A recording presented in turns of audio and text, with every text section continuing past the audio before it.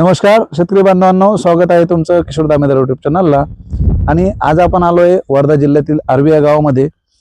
तर हा बागेत व्हिडिओ बनवण्याचं कारण म्हणजे या शेतकऱ्यांनी इथे आंतरपीक म्हणून पपईची लागवड का केली आणि ती उत्कृष्ट अशी करून दाखवली, ते तुमच्या समोर दिसते। आणि इथे झाडांची संख्या किती आहे, त्यानंतर झाडांचं अंतर किती आहे, आणि पपई लागवड करण्यासाठी यांना काय अडचणी आल्या, आणि पपई यावर्षी अति पाऊस अति थंडी याच्यातून ते पपईला कसं वाचवलं त्यांनी, याबद्दल त्यांची चर्चा करूया। आणि हे झाडांचं वय किती आहे, या झाडांसाठी त्यांना रोगावर त्यांनी कंट्रोल कसं मिळवलं, या सर्व गोष्टीची आपण चर्चा करूया। कारण आपण इथे दर 2-3 महिन्याला व्हिजिटला येत असतो आणि पपई लागवडीचा आयडिया पण आपण दिली होती।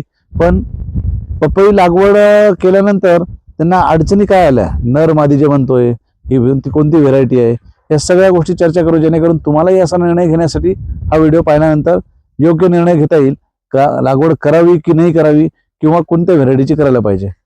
तर नमस्कार उमेश भाऊ, तुमचं नाव सांगा प्रथम। माझं नाव उमेश दारोकर, मी आर्वी या गावात राहतो।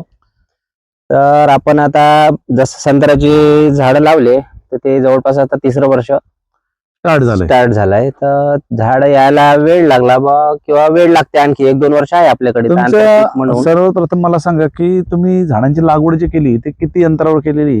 हे आपण संत्र्याच्या झाडाची लागवड 14x14 मध्ये केलेली आहे। 14x14 मध्ये त्यामध्ये आंतरपीक म्हणून 7x7 वर पपईची लागवड केलेली आहे। आणि किती झाड आहे संत्र्याचे? संत्र्याचे 450 झाड आहे। 450 झाडं लागले इथे। आणि पहिल्या हे झाड थोडे छोटे राहण्याचं कारण म्हणजे आपण मागे जे बोललो होतो की आपलं ड्रीप जे आहे ते कोणत्या म्हणजे कधी लावलं आपण, झाडं लावल्यापासून? झाडं लावल्यानंतर 1 वर्षानंतर लावलेलं, 1-1.5 वर्ष, त्यामुळे ते झाड आपले थोडेसे मागरले। हा, म्हणजे उन्हाळ्यामध्ये जे यांना पाण्याची अडचण झाली, पाणी होतं पण ही जमीन थोडी हलकी असल्यामुळे याला पाणी लेट दिल्यामुळे झाडांनी तेवढी ग्रोथ घेतली नाही आणि झाडांची मर पण झाली होती। तर ड्रीप लावल्यानंतर इथे झाडांची संख्या म्हणजे झाडांची ग्रोथ चांगली झाली आणि झाड स्पीडने वाढायला लागलं। आणि हे आता आपण दुसरी कटिंग केलेली आहे, कटिंग आता दुसरी कटिंग झालेली आहे, आणि याचा बुंदा 2 वर्षाच्या मानाने बेस्ट झालेला आहे। आणि फुटवा बघू शकता शेतकरी बंधूंनो, हे बघा आता कटिंग होऊन एक जवळपास 10 ते 15 दिवस झालेले आहे। 10-15 दिवसामध्ये हे जो फुटवा दिसतोय, एक कट मारल्यानंतर 3-4 आपल्याला फुटवे दिसते। तर हे याचा फायदा काय होणार की जो एक कट मारला होता आपण, आता इथे 1, 2, 3, 4 अशा ज्या नवती निघणार आहे त्याच्या त्या फायदा बनणार आहे ना, आपल्याला त्या पुढं फळासाठी कामी येणार आहे। आता तुम्ही पपई लागवड, पपईच्या आधी आंतरपीक काय घेत होते याच्यामध्ये? पपईच्या आधी आम्ही घेत होतो सोयाबीन, तूर।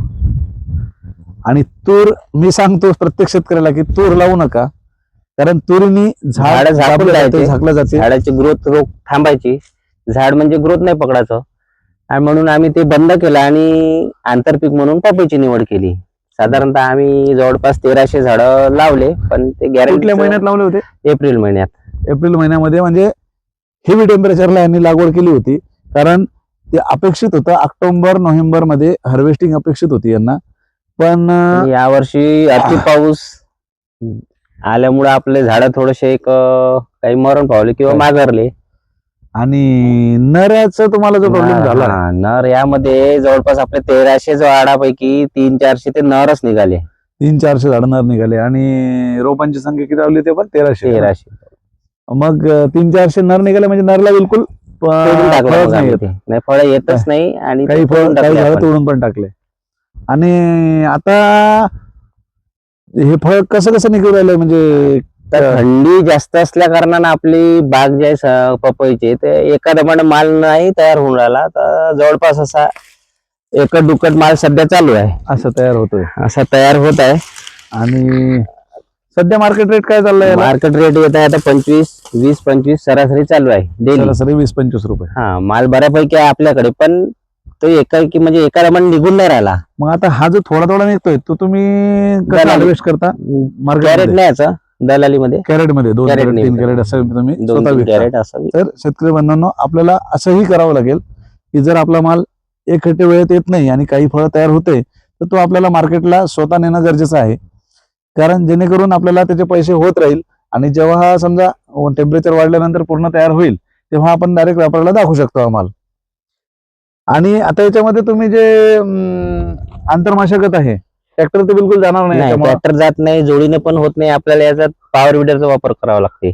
तर पॉवर विडर आम्ही घेतलेला आहे. पॉवर विडरने तुम्ही हे सगळी मशागत सगळी करता. मशागत करतो. म्हणजे तुम्हाला एक शेतकरी बंधूंना सांगायचं वाटते की हा पॉवर विडर किती गरजेचं आहे. गरजेचं आहे. अशी जर मशागत म्हणजे शेती करायची आहे आणि आंतरपिकाची आंतरपीक घ्यायचं आहे तर आपल्याला पॉवर विडर आवश्यक आहे. आवश्यकच आहे. कारण यामध्ये बैलजोडी चालत नाही, ट्रॅक्टर चालत नाही, नुकसान होते. बरोबर. पॉवर विडर बेस्ट आहे. आपण पाहिजे तेवढे अंतर कमी जास्त जिथं करू शकतो जायचं त्याच्यात. जाऊ शकतो. आणि आणखी आपलं ह्या झाडांचं आता 2.5 वर्ष वय आहे. तुम्ही याला किती वर्षी धरणार आहे अंदाजे? तुमच्या भागामध्ये मी ऐकलंय 6व्या वर्षी धरतात. नाही, पण आपण या वर्षी आता जवळपास 4थ्या वर्षी घेण्याचा विचार चालू आहे. 4थ्या वर्षी 4थ्या वर्षी याला हे झाड बघू शकता शेतकरी म्हणून आपण की आज हे 4 फुटाचं झाड आहे जवळपास. घेर खूप चांगला आहे, फुटवाही खूप चांगला आहे कटिंग नंतर. पण याला यांनी टार्गेट ठेवलेलं आहे की 4 वर्ष कंप्लीट होता होता त्याला ग्रुपबार धरायचं आहे. तर त्यासाठी आपले प्रयत्न पुरेपूर चाललेले आहे. आणि याचं जे नियोजन आहे एकदम काटेकोर ते करतात. ड्रिपचं पाणी ठिबक जे लावण्याचं प्रमाण आहे हे आहे ते बघू शकता.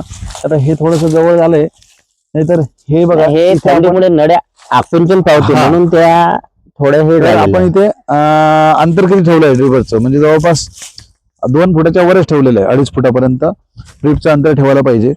आणि पपईपाशी आपण एकच ड्रिपर मारलेलं आहे, एका ड्रिपरने त्याचं भागतंय.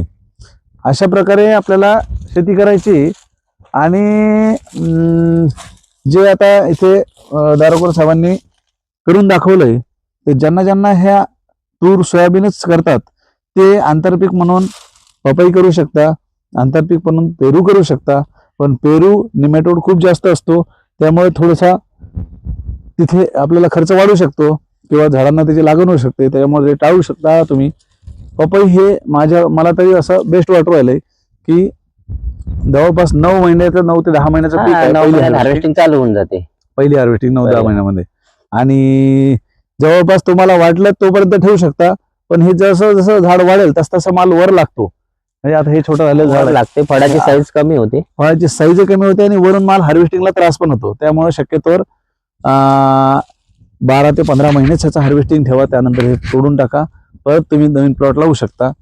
आणि असेच नवनवीन व्हिडिओ पाहण्यासाठी आपल्या चॅनलला सबस्क्राईब करा, लाईक करा आणि कमेंट्समध्ये तुमच्या काही अडचणी असेल त्या तुम्ही 100% विचारू शकता.